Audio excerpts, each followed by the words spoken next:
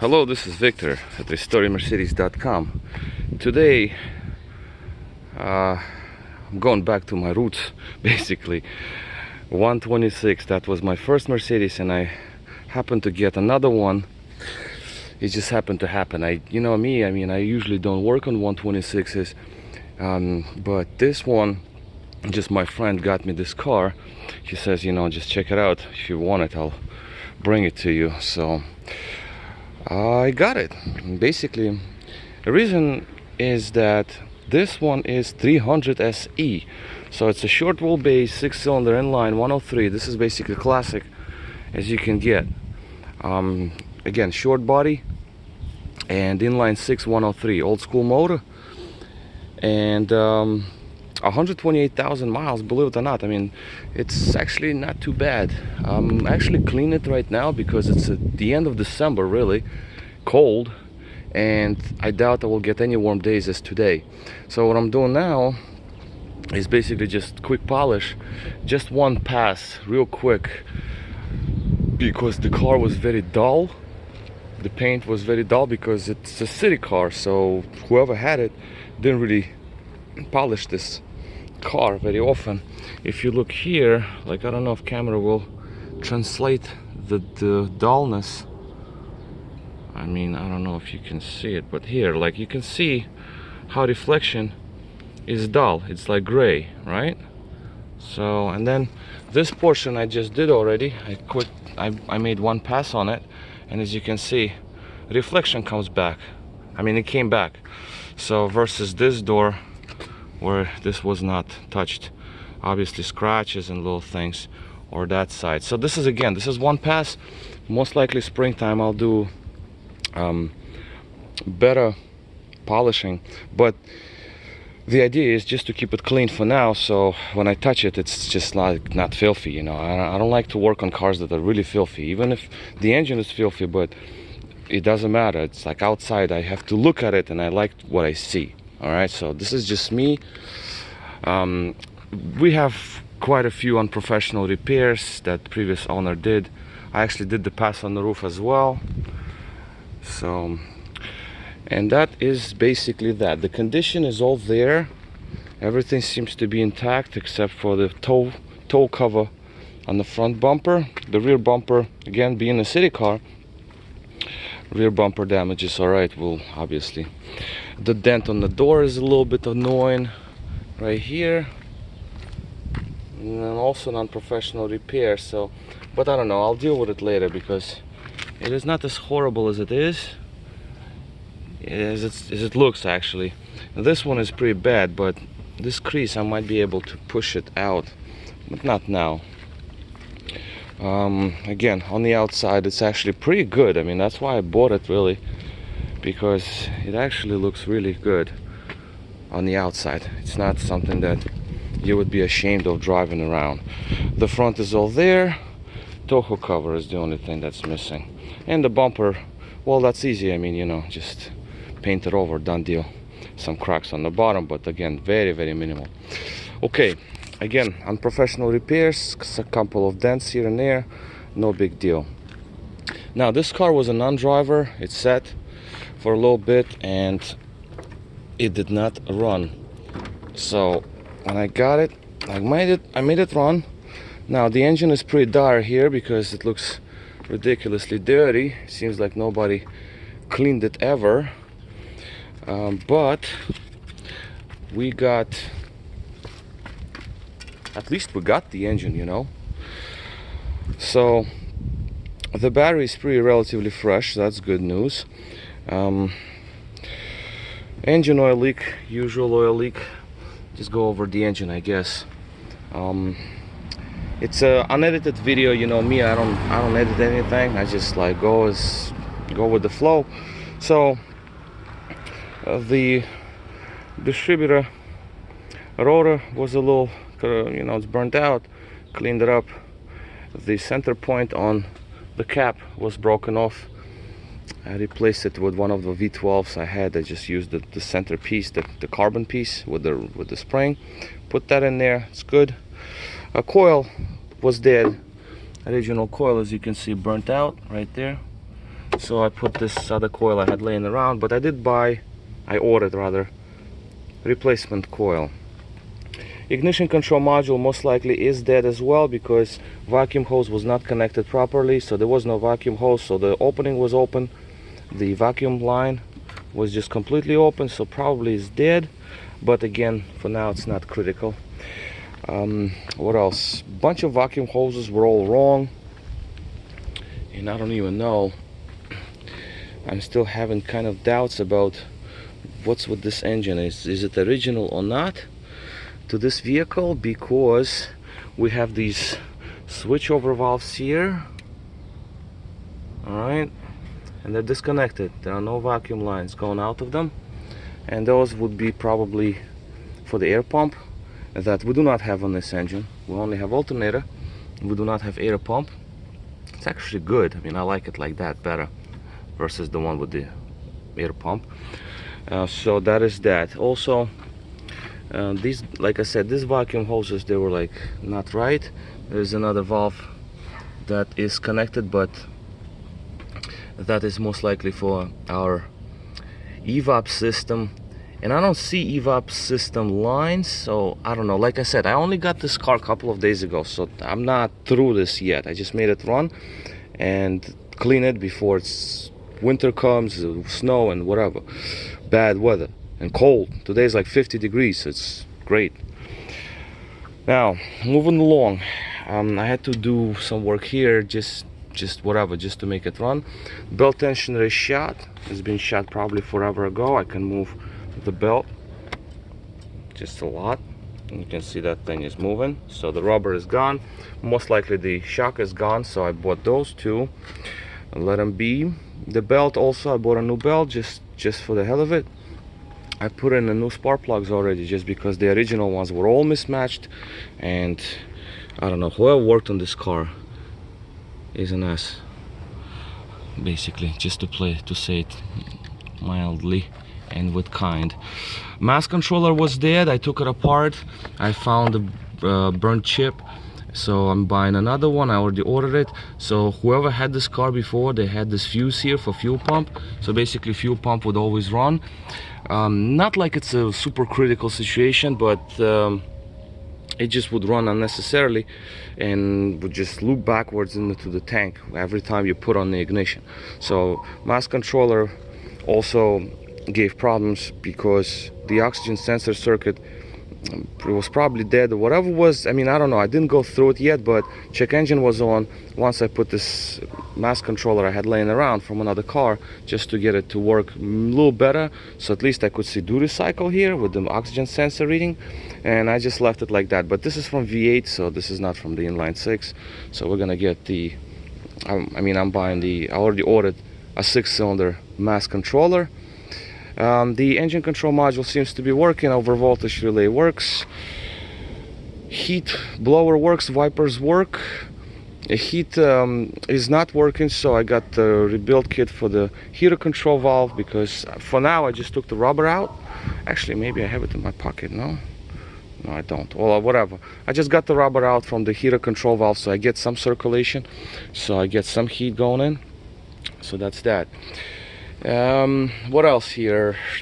To vacuum, I'm going to be checking obviously for any vacuum leak, because the engine, it runs pretty good, it has power and everything, transmission shifts, but idle speed is fluctuating slightly, so I'm sure there's going to be some vacuum leaks, but that's not now, it's not critical.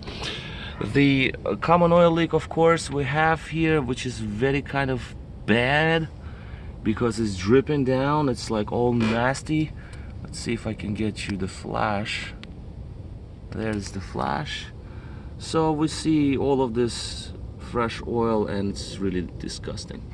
So that is to be taken care of. I bought a seal already, valve cover gasket and all that good stuff. So that's gonna be all done. That is basically it with the AC situation, air conditioner, that I'll deal later. When it gets warmer, because I do see that they put in the adapter for the 134 Freon, but I don't see it being done here. So you know, they call it a conversion. It is not a conversion. So since we already have 1/34th in it, I don't know. I'll deal with it later. This is the least of my concerns right at the moment. Now, door locks work. Antenna does not work. The trunk did not close because the wear on the latch. You see there's wear here. So I moved it a little bit. Might be a way to weld a little bit of an extension over it or get another latch. It doesn't matter, it works now. The light was missing, so I put the bulb in. Like I said, antenna does not work. I'll deal with it later. Radio does not work either, but door locks work, which is great. And what I'm gonna do next actually is I'm going to install keyless entry, because I'm really annoyed opening the car with the key. These are the spark plugs. As you can see, you got Bosch, you got there was one NGK over there, which is like, see that NGK, and you got older Bosch resistor ones and non-resistor ones. I believe I have seen non-resistor plugs. Let's see, what is this? This is HR9DC.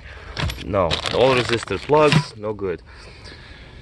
So whatever's in the trunk, I didn't really even go through it yet. Just like I said, now the trunk closes. So as you can see, it locks. Moving along, here we have the window situation. It does not work. As you can see, windows open a little bit. So I have to deal with that before it's too cold. Interior is in really good shape actually for the year. Rear seats are nice. Actually, never opened this one. This one is good too. Back there, everything seems good. Everything looks good. These lights worked a little. That's not critical. Sunroof is a problem, but we'll get to it in a minute. So that is that. I'm missing a little trim piece over here, which I'm going to get just to make it look nice, you know, to look nice. Seats are decent. Carpets are, well, they could be cleaned off. And seats have some, you know, little damages here and there, but it's a 91, so it is an old car. Same here, there was something put on it, like a tape or whatnot. There's a little electrical tape on the steering wheel. And seat has some cracks, yes. I mean, unfortunately, it is what it is. Well, the trim panels over there also usually get damaged after all these years. Flasher here, not the flasher, dome light was not working right. I opened it up, I found blown resistor, and the problem with that is I cannot read its value, so I don't know if I will be able to match that value. So I got another assembly, unfortunately. Now, sunroof situation, I see a broken track in there, so I just keep it closed for now, but eventually I'll take it apart and see what's going on over there, because it's not leaking, but it's just ugly looking, so I want to see what's going on there. Radio does not work, it says wait, so that's a problem. Nothing to see here. The seat adjustment switch, that one is to be taken apart because it is getting stuck, so that's no good. I'll deal with that. This seat works okay, so maybe, you know what, yeah, you know what, I'll deal with the switch too, because I'll be in whatever. What else? Okay, so these switches are stuck, so I'm gonna have to deal with these as well. They're broken. The wood piece, I'm thinking what to do with it. I mean, maybe I'm thinking of grinding all this layer of veneer off and just wrap it and call it a day, and then glue the switches underneath, take them apart, clean them, put them together. That's what I'm thinking, unless this one is broken, so I might have to replace it, but we'll see. Again, driver's switch works, driver's door window, so I'm good with that for now. Steering wheel adjusts, and more or less, like I said, it's all there. And we also have a little bit of an exhaust leak. Somebody replaced the rear section of the exhaust, but not the center section, so I might replace the center section. So let's just start it up. This is pretty much like a cold start. We got our exhaust leak.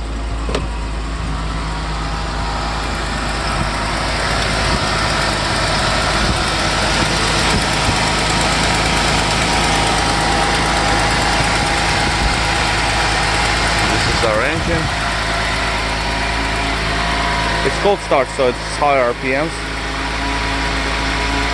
Somebody put in new engine mounts, so that's a bonus. And again, this engine is just to make it, you know, I never went through, I didn't go through it yet. I just made it run, just to see if transmission shifts and whatnot. So let it run a little bit. Now, bushings here to be replaced, along with most likely the upper control arm on this side, because those bushings are pretty much gone. We're talking about the upper control arm bushings. Those are pretty much non-existent. On this side there's something is left on this, but on the passenger side they're like, you know, they're like nothing. They're not even doing anything. So there's a little bit of a noise from suspension because of that. So that I'm gonna deal with. The bottom of the suspension looks okay. The brakes look good. The one-way valve is missing here for the brake booster, so I just put a straight pipe just so we have power brakes. See, the cold start works. Engine is slowing down. Power steering seems to work and that doesn't seem to leak. Transmission seems to be dry, so that is also a good news. Okay, in the car, feels really good. You don't really hear much of an exhaust, believe it or not. So we have our cold start still in effect, but odometer reads, temperature works, gauges work, clock works. I can't complain. I mean, this is, you know, it's a really good car actually. I mean, yeah, for what it is, for what it's worth, it's just like cosmetics and some like whatever. I mean, I'll get it going. I mean, you've seen my other cars way worse than this. Way worse than this. And also non-runners and worse conditions. So this is actually, I can't complain. Transmission engagement. Here it is. We're in drive. Reverse works great. That's also a concern on these. Well, actually newer ones rather. This is inline 6, so reverse engage is really quick. So I don't have a problem with this. Reverse gear, which is really good. 722.3, you know, these transmissions can have issues with reverse. I recently did one on V12. So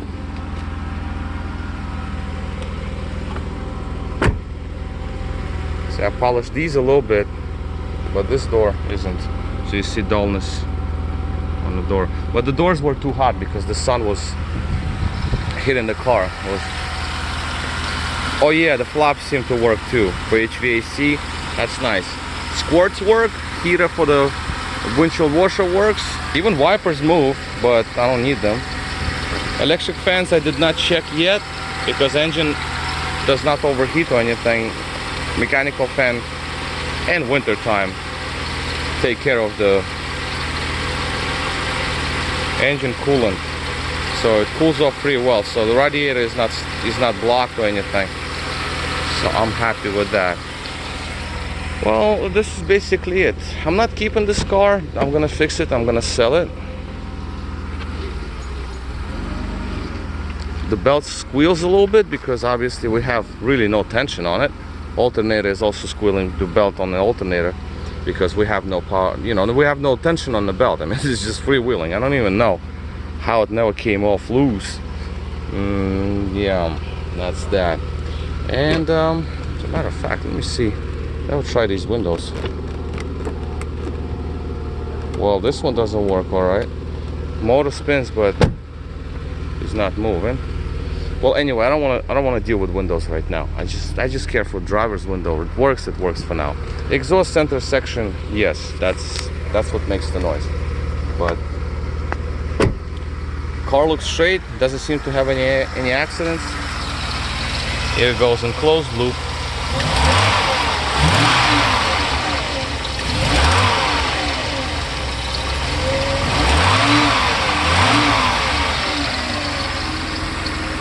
So it accelerates. I hear a little bit of a the exhaust leak somewhere. Maybe exhaust manifold, but I don't want to deal with that. That's just super minor, so I don't want to take these studs off. I mean, maybe I will. I mean, I don't know. It's just like I said, I just go as I go. I mean, it's whatever I feel like doing, I do. But few things that I can do today, that's what's gonna be done. But as long as I can put the car in and out the driver, I'm good with that. So see the RPMs fluctuation. I got duty cycle to be within 50, give or take, but that's all. I don't want, you know, like this is disconnected with a bunch of, I'm sure there's some vacuum leaks here and there, but I don't care at all for these for now. All I care is just it runs. Oh yeah, the pad, I might replace that too. So in terms of the rust situation, it's actually pretty good. We only have a little rust here, just right here, and exhaust. Other than that, I don't have any rust. I mean, I didn't put it up on the lift oil, even went under the car yet, but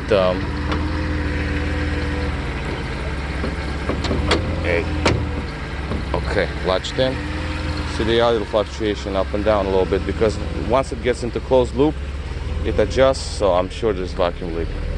This is a new exhaust here, rear cam, but back there we have center section that is not good.